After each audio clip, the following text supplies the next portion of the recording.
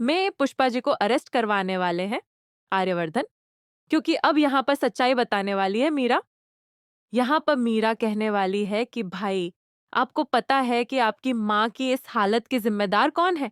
तभी यहाँ पर आर्यवर्धन कहता है नहीं, और मुझे अगर पता चल जाए तो मैं उस औरत को तुरंत या फिर उस आदमी को तुरंत अरेस्ट करवा दूंगा। तभी यहाँ पर मीरा कहती है, मेरे पास इसके खिलाफ सबूत है। उस रात यहाँ पर यह गाड़ी किसने चलाई थी? तभी आर्यवर्धन पूछता है कि मुझे सबूत दो और मुझे बताओ वो किसने किया था। तभी वह कहती है कि यह सब किया था पुष्पा जी, यानी कि अनु की माँ ने। और यह सुनकर आर्यवर्धन के होश उड़ जाते हैं। आर्यवर्धन कहता है, लेकिन वह कैसे कर सकती है? उनको तो गाड़ी चलाना नहीं आता।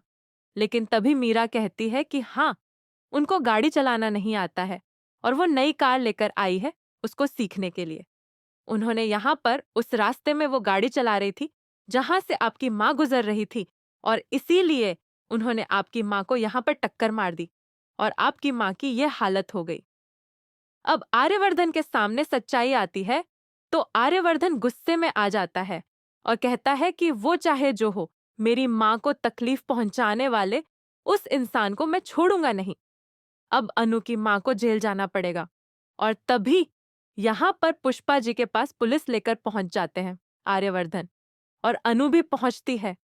अनु कहती है, ये सब क्या हो रहा है? आर्यवर्धन कहता है कि क्या हो रहा है ये तुम्हारी माँ से पूछो। तुम्हारी माँ ने मेरी माँ की हालत की है। तुम्हारी माँ ने मेरी माँ को जान से मारने की कोशिश की है। उनको यहाँ पर बीच रोड में अपनी कार से उड़ा दिया। अब ये सुनने के बाद अनु के होश उड़ जाते हैं। अनु कहती है कि मेरी माँ तो अभी गाड़ी चलाना सीख ही रही है और उन्होंने कभी चलाई भी नहीं है। तभी आर्यवर्धन कहता है, इसीलिए तो तुम्हारी माँ ने इतनी बड़ी गलती की है।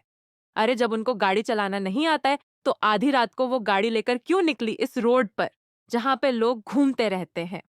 अब भाई कहीं ना कहीं यहाँ पर आर्यवर्धन का गुस्सा 7वें आसमान पे होता है, जिसे देखकर अनु डर जाती है।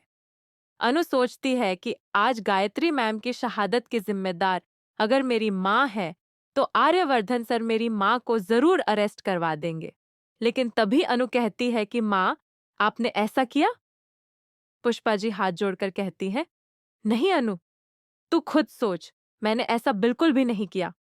अगर मेरे साथ ऐसा कुछ होता तो मैं डर जाती और तुम सबको सारी सच्चाई बताती। लेकिन मेरे साथ ऐसा कुछ हुआ ही नहीं। मैं उस रात को गाड़ी नहीं, बल्कि मैंने यहाँ पर शाम को ही गाड़ी चलाकर बंद कर दी थी। उस गाड़ी को मैंने खड़ा कर दिया था और उसके बाद मुझे लगा भी कि गाड़ी को ही कहीं लेकर गया था। लेकिन ये गाड़ी कौन लेकर गया था, मुझे पता अभी तक नहीं चला। आर्यवर्धन कहता है कि अपनी सच्चाई को छुपाने के लिए पुष्पा जी आप कितने झूठ बोलेंगी। आपने ही मेरी माँ की यह हालत की है और इसका सबूत मेरे पास है। तभी अनु कहती है कि सर, सबूत क्या है? तभी यहाँ पर मीरा जो है रघु को लेकर आती है और रघु सामने आकर यहाँ पर गवाही दे देता है कि मैं भी पूछवाता हूँ लोगों से, और यहाँ पर जो लोग हैं उनसे पूछवाता हूँ। तभी सब लोग कहते हैं कि हाँ, पुष्पा जी ये गाड़ी चलाती रहती है और कल शाम को वो गाड़ी लेकर बाहर गई भी थी। और ये सुनने के बाद यहाँ पर आर्यवर्धन और अनु के होश उड़ जाते हैं। अनु सोचती है कि आज मेरी माँ अगर अरेस्ट हो गई तो मैं क्या करूंगी। तभी यहाँ पर अनु के सामने ही आर्यवर्धन जो है पुष्पा जी को अरेस्ट करवा देता है और पुष्पा जी को पुलिस वाले यहाँ पे कैद कर लेते हैं और अरेस्ट करने के बाद अपने साथ लेकर जाते हैं।